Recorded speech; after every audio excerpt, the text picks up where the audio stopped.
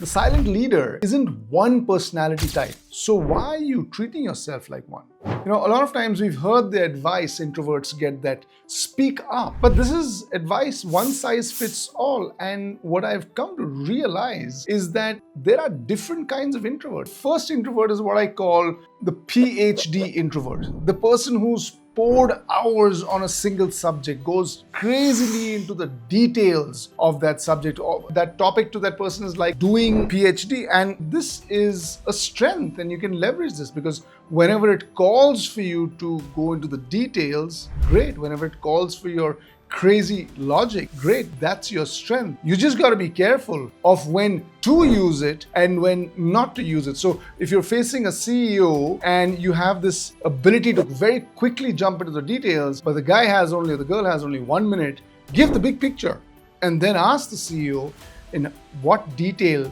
would he or she like you to jump into. The second kind of introvert is what I call the what if introvert. And you need these people while brainstorming. So you've got your green hat on and people are talking a lot about creativity, and then you can change gears and put your black hat on and say, hold on a second, these are very great ideas, but is it okay if I bring some what if thinking and leverage that thinking, lean into that thinking? So this is the second kind of introvert, but again, you want to watch when you're doing it. Don't hold back too long that when the decision is taken, then you try and open up Pandora's box. And then you say, but hold on, what if so and so happens? And nobody likes your voice at that time. Speak up at the opportune moment. The third kind of introvert is what I call the human barometer.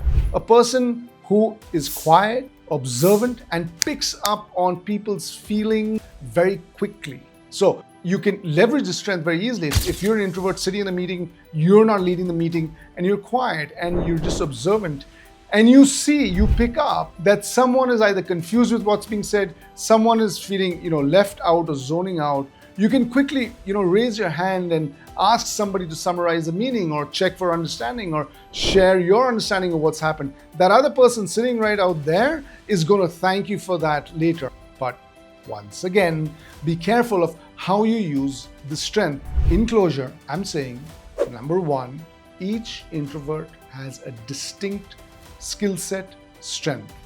B, understand that, become aware of that.